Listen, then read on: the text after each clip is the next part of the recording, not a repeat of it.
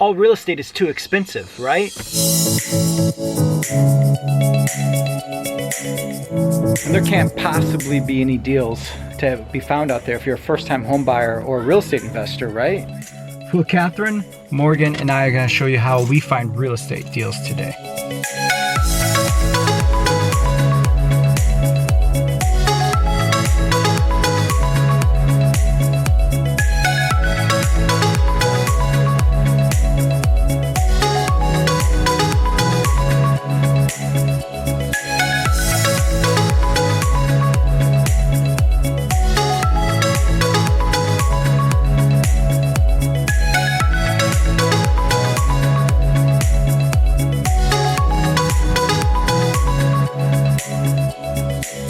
Darren and I are in a condo today.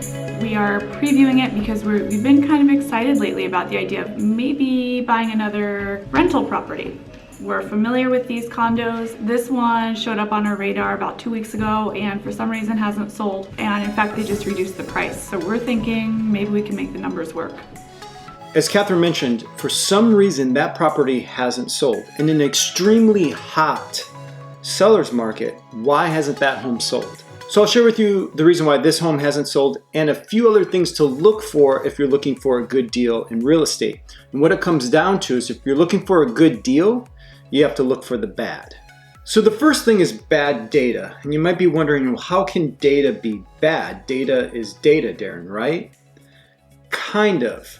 The problem is that the data that's being entered into the MLS is coming from humans, those humans being real estate agents or real estate agent admins or people that might work at the MLS doing it for the real estate agents.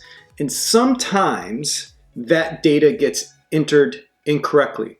For example, with this property that Catherine and I are looking at. It's a 2-bedroom condo, but the way that the data is coming out to the property websites has it listed as only having 1 parking space. So if you're looking to live there as owner-occupant or as a real estate investor like we are, having a 2-bedroom condo with only 1 parking space isn't ideal. However, Catherine was digging into the information a little bit deeper and found out that it does in fact have 2 parking spots, even though a lot of the places that it's being marketed online is showing as only having 1.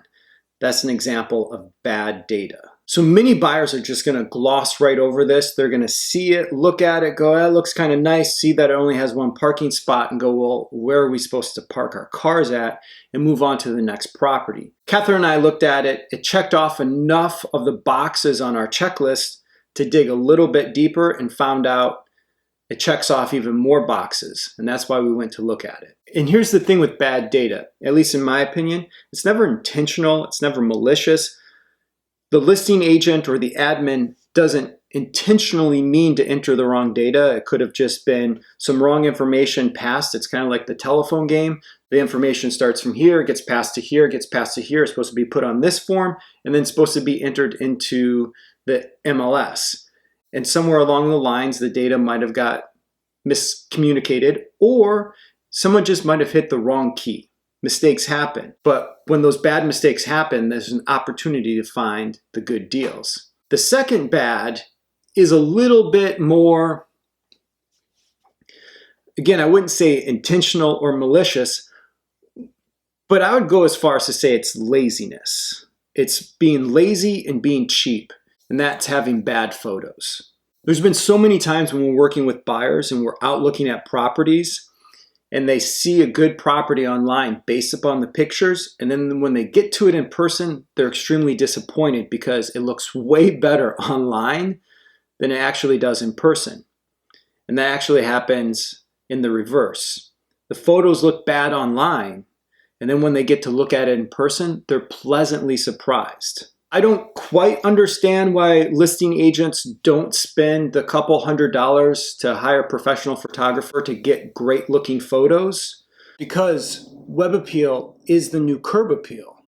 Back when I started selling real estate in 1997, so many buyers would just do a drive-by of the property. They would check out the neighborhood, look at the curb appeal, how did it look from the street, and go, that looks like that could be someplace that we would be happy to call home. Schedule a showing with me, I show them the inside. Now, you're just looking at properties online, right? You're either looking at it on your computer or you're swiping through your phone. So I don't know why a listing agent wouldn't spend a couple $100s to get great looking photos. If that helps get more traffic to the house, more potential buyers through the house, it seems like a smart investment. The reality is there's still a lot of listings that don't have great photos on them. That doesn't mean it's not a great property.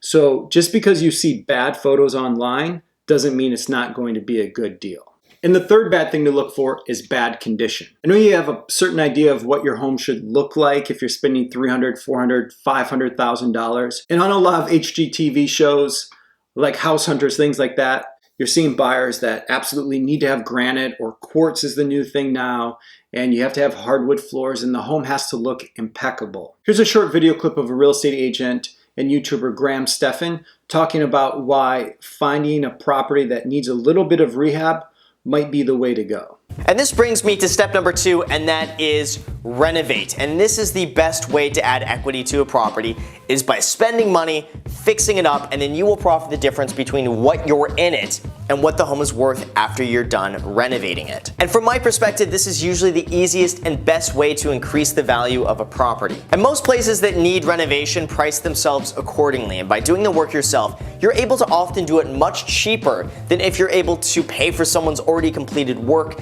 And by doing that, you make the difference between what you're in it and again what the property is worth when you're done. Now with this comes the really fun part, and that is putting your own style and touches and finishes in the property. Now even though I recommend going pretty neutral, especially if you're going to be doing something to rent out or for somebody else, you can still put your own touches and personality on this and still have just so much fun renovating a property and just kind of making it your own. And here's another clip from a real estate agent with a YouTube channel called Meet Kevin, and he calls this process buying in the wedge. So let me first clarify why I recommend you get something that needs cosmetic work. If you get something that needs cosmetic work, you're buying in the wedge of a market. Here's what I mean. If a property is worth $500,000 as a total fixer-upper, and it's worth $625,000 fixed up, a flipper might be able to pay $475,000 for it, because remember, they also have to budget in selling costs and holding costs, which somebody who's going to live in the property, at least to start with, and then maybe rent it out in the future, doesn't have to consider. On the other hand, most buyers aren't willing to get into cosmetic remodels, so that's where you have a little bit of a wedge. The flippers are on the low end, and they cannot afford to pay what somebody can pay that's going to keep the property, live in it for a little bit, remodel it, and maybe rent it out in the future. So you got flippers over here on one end. And then you got the move-in ready buyers who are buying the place for $625,000.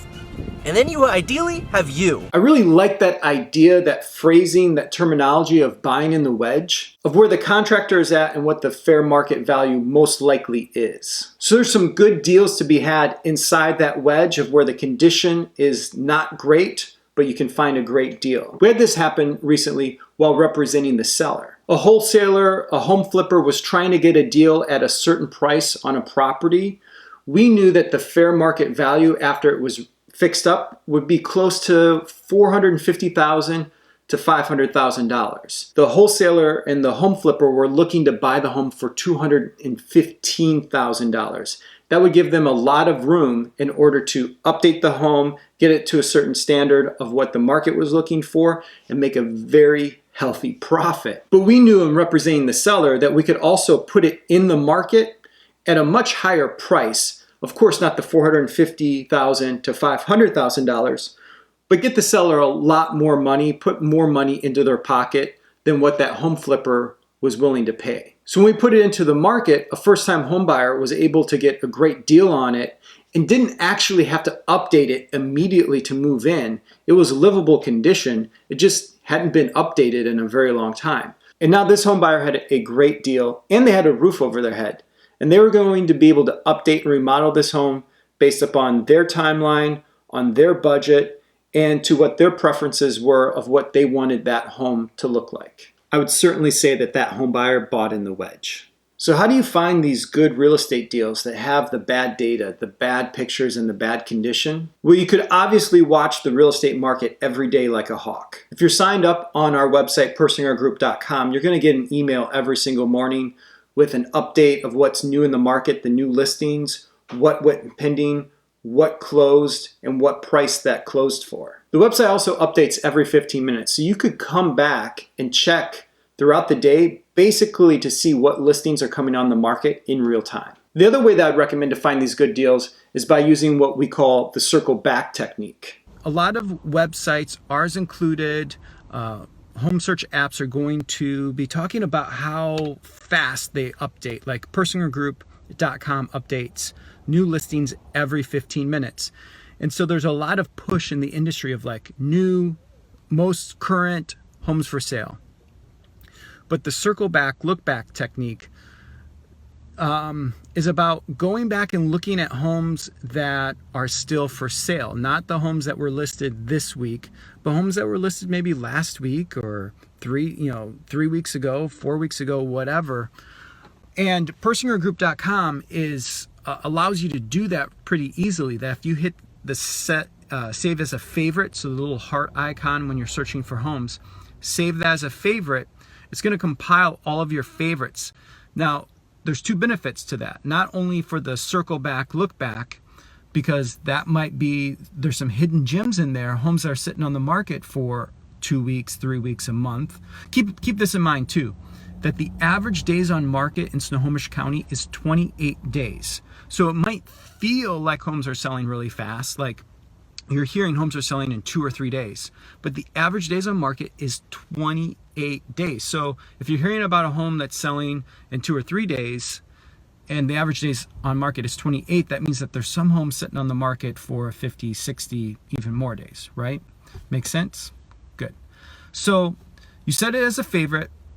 You're searching on personalgroup.com. You set it as a favorite. This does 2 things. You can circle back. That's one benefit, and find the hidden gem there. So even though it's an extremely hot seller's market, that doesn't mean that you can't find a good real estate deal. Are you going to be able to find the perfect home? Probably not.